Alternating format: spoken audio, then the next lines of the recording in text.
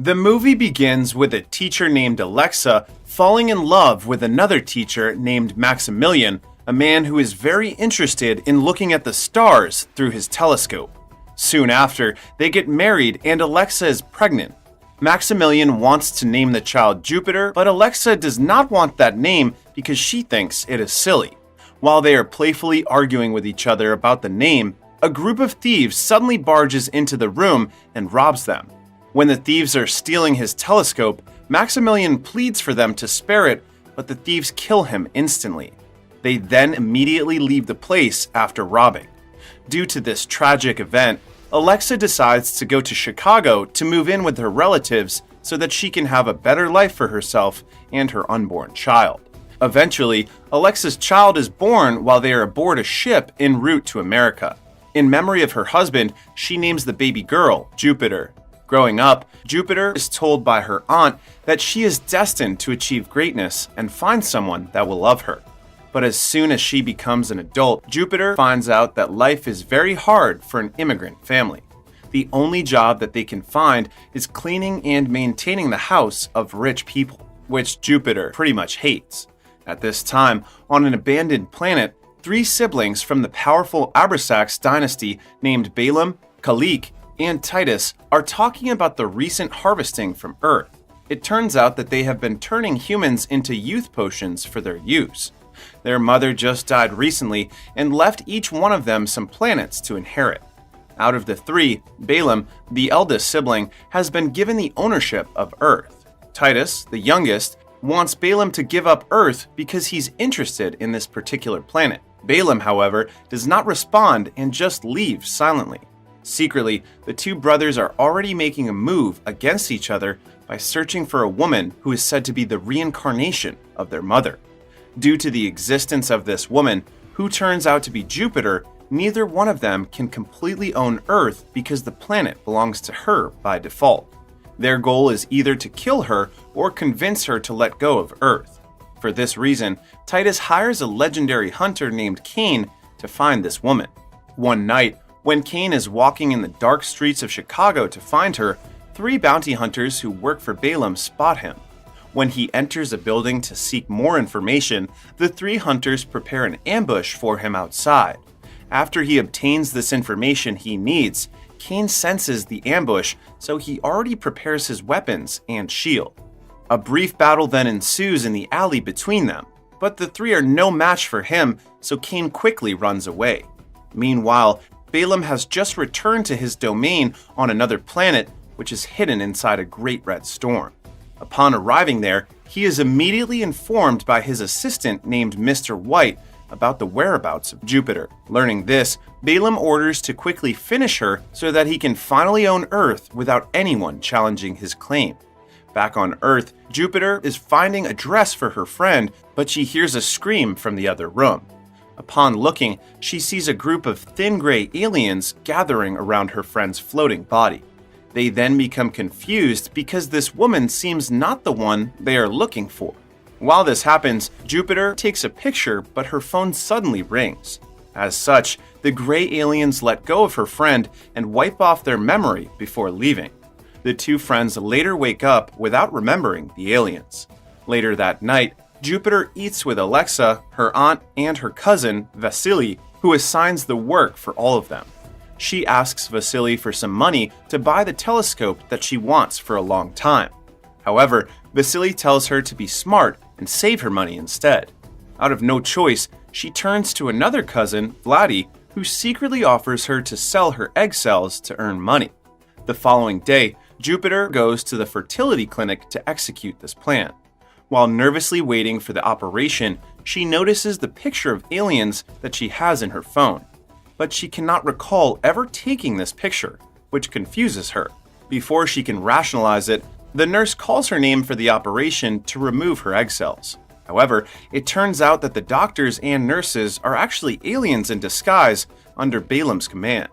After matching Jupiter's gene, the aliens confirm her identity and proceed to tie her up and attempt to kill her. But this attempt is thwarted by the sudden arrival of Cain, who immediately defeats the thin gray aliens one by one. He then rescues Jupiter, who has lost consciousness. Afterward, Jupiter wakes up from a 12-hour slumber. Since Cain is still unfamiliar to her, she quickly takes the gun near her bed and points it towards him. Cain then informs her that she is being hunted due to the gene that she has. He reveals that he is a half-human, half-wolf being that comes from another planet. To prove this, he shows her the various technological advancements that he has, such as a portal and a pair of flying boots. After that, Cain plans to take Jupiter to leave Earth by ascending towards an invisible spaceship, but he is halted by the sudden arrival of enemy ships sent by Balaam. Balaam's forces immediately destroy the spaceship that Jupiter and Cain are boarding, causing the two to fall down. Cain catches her and proceeds to launch a successful counterattack against the enemies using an enemy spaceship he stole. After barely surviving the enemy onslaught, Cain and Jupiter decide to continue their journey via car. While he is driving, he explains to her that a conflict occurs within the Abrasax family and that she is their primary target.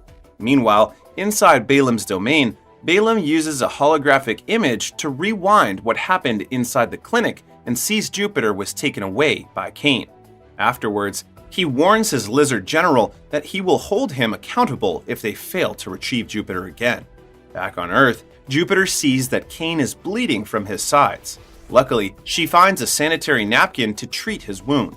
They then drive to a house that is filled with bees to find Cain's old friend named Stinger, who is a former space police.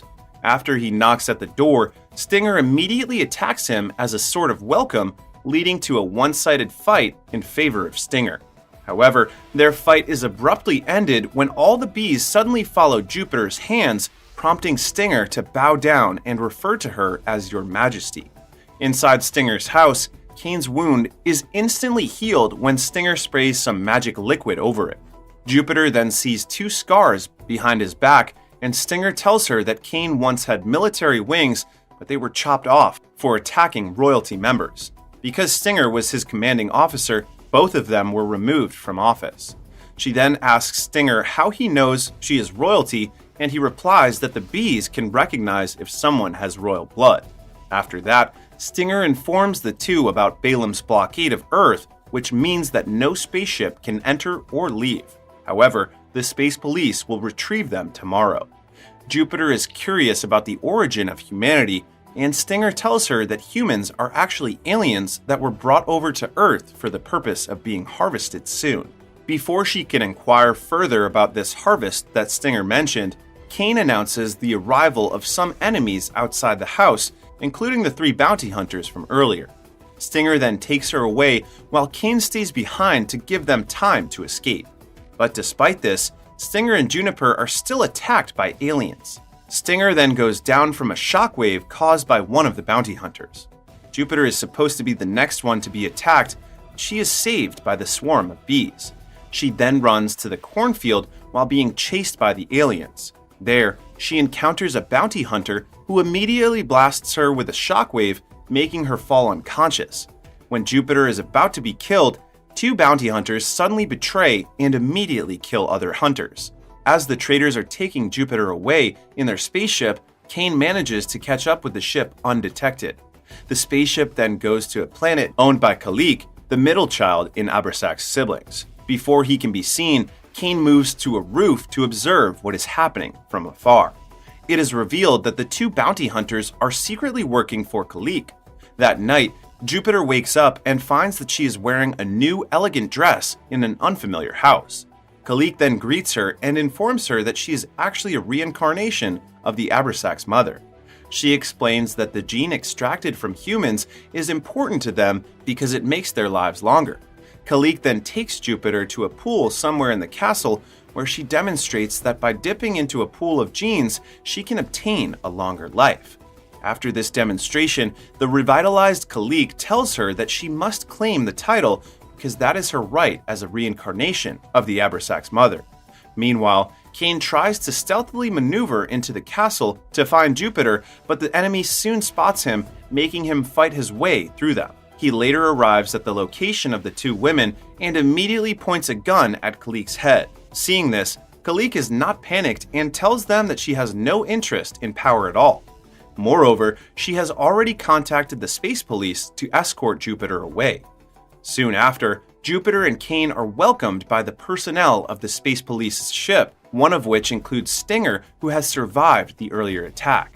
Meanwhile, in Balaam's domain, Balaam executes his general due to another failure under his command, replacing him with a similar lizard named Gregan to get Jupiter. Back in the Space Police's ship, Jupiter attempts to kiss Cain, but he responds by saying that they are not meant for each other. They later arrive at a planet to process Jupiter's title as an official royalty with the assistance of an android named Bob. However, they immediately find the bureaucratic process to be tedious due to its many requirements and technicalities. Later on, Bob is forced to bribe an official so that the process can finally move. Because of this, Jupiter is able to obtain a seal on her wrist that officially identifies her as royalty. She is also given a handbook that contains the code and conducts of a royal person. But after the process, Stinger appears out of nowhere and betrays them. It turns out that Stinger has contacted Titus, leading Jupiter and Cain to be transferred to Titus's ship. However, as soon as she arrives there, she demands to go home immediately. Titus grants her request to go back home, but on the condition of having dinner with him first, which she accepts. Unbeknownst to her, Cain is imprisoned by Titus's soldiers. At the dinner, Jupiter immediately asks for Cain's whereabouts. Titus responds that since Cain betrays him by refusing to send Jupiter to him, he will be immediately returned to his place of origin. Afterward, he shows her a room full of youth potions. Titus reveals to her that these potions are made from humans and that Earth, like other planets, are their farms. Jupiter is in disbelief. Titus tells her that his mother felt guilt about it near the end of her life and that she was murdered when she tried to stop such horrible business. Titus wants to continue his mother's mission to stop the production of youth potions. It is here that Titus proposes to marry Jupiter so that she can be his heir, thus securing the lives on the planets that he owns. This sudden proposal shocks Jupiter, and she asks for some time to think about it. After that, Titus orders for Cain's execution by tossing him to space without informing Jupiter about it. Before he throws Cain out of his spaceship, Titus reveals to him that he plans to kill Jupiter. Cain then kicks something in the wall before he gets tossed out, causing some debris to go out with him. Luckily, these debris turn out to be packets of emergency protective gear which help him escape death. However, Titus's spaceship teleports away, leaving him alone in the vastness of space, floating with only minutes of air left. Fortunately, he is rescued eventually by the Space Police just as he is about to lose consciousness for losing air. Meanwhile, on Earth, Jupiter's family has just learned about what Vladdy has done to Jupiter, with Vasily quickly punishing him for treating his cousin like a chicken. Suddenly, Gringan and his men appear in the dining room of their house to kidnap them. On the ship en route to Earth, Jupiter is having second thoughts about the marriage proposal. She then asks for Cain, but Titus lies that Cain has left. He gives her an object that will pardon Cain and Stinger in order for her to trust him. As such, Jupiter finally accepts the marriage just as Titus has planned. Meanwhile, Cain asks for the help of Stinger even though he is a traitor, and Stinger admits that he only betrayed him due to his daughter's illness. As such, the two ex-military men set their goals of rescuing Jupiter while her marriage is underway. The Space Police demand Titus's ship to allow them to board, but Titus orders his soldiers to stop them at all costs. This leads into a space battle in which the Space Police deploy Cain and Stinger to fight against Titus's whole fleet. While this battle is ongoing, Titus and Jupiter are simultaneously exchanging their vows, although she is hesitant to do so. To seal the marriage, a symbolic ring must be printed on the ring finger of each person. With Titus already done with this, it is now her turn to have the ring printed. But then, she gets distracted by a sound coming from outside, prompting Titus to force her hand into the printing machine. Before the ring can be fully printed, Cain crashes into the room and immediately points a gun at Titus's head. He then reveals to Jupiter that Titus is planning to kill her after the marriage is sealed. Despite what Titus has done to her, Jupiter decides to pardon him and leaves the ship to go home. Back in the Space Police's ship, Jupiter gives Cain the object for his and Stinger's pardon. But after getting back to Earth, she finds that her family has been kidnapped by Balaam's soldiers. She is greeted instead by Mr. White and Gregan, who propose that she must come with them for her abdication of her royal title. Despite the danger, she agrees to come with them. Therefore, the three of them head to Balam's domain while the space police assist them. However, Balam's soldiers trick the space police by immediately closing the gate to the domain before they can enter. Because Balam's dominion is inside a great big storm, this almost kills the space police, but they manage to get out of the storm. As such, Cain decides to go into the domain on his own to rescue Jupiter. On the other side, Balam tells Jupiter that she must abdicate the title or else her family will be killed. Seeing that she needs more convincing, Balam lets her see her mother almost killed, forcing her to accept the abdication. However, she begins to have doubts about continuing the process because Earth will soon be harvested by Balam anyway. For this reason, she refuses to give up the abdication, which angers Balam. This is interrupted by the sudden entry of Mr. White, who informs him of Cain's entrance. Seeing Cain, Jupiter breaks the machine intended for abdication, making Balam want to choke her. Luckily, she is rescued by Cain, who retrieves her from below by using his portal. He then shields her away from the enemies. At the heat of the moment, Jupiter kisses him for good luck. He then attacks Balam's soldiers while Jupiter moves her family away from harm. But they don't know that Balam is hiding from them, and he decides to kill Jupiter with his own hands. He immediately attacks the distracted Jupiter, but she retaliates by firing a gun at his legs. Due to Cain's entrance earlier, the domain is slowly getting destroyed, providing the space police an opportunity to enter. The domain's deterioration has caused debris to fall down to the ground, opening a hole where Jupiter and Balam fall down. They then manage to hold on to some railings. Wanting to avoid Balam, Jupiter leaves him behind to search for a way to escape. Meanwhile, Cain has an intense fight with the monstrous Gregan. After battling in different places, Cain emerges as the victor, thus rescuing Jupiter's family. Despite already getting away from him, Jupiter eventually sees Balam again, who attacks her with a metal rod. She immediately gains the upper hand, but she still does not kill him. Instead, Balam falls to his doom as everything begins to completely collapse. They then manage to catch up with the space police ship as it goes through a portal back to Earth. Afterward, Jupiter returns to her old life on Earth, but she is happy with this. While her memories are intact, her family's memories are of course erased. Eventually, she happily receives the telescope that she always wants to have from her cousin. She then announces to her family that she has a date. Her date is no one but Cain, who has been reinstated again to the space military due to his invaluable service, thus regaining his military wings back. The movie ends with the two of them sharing a passionate kiss before flying away together.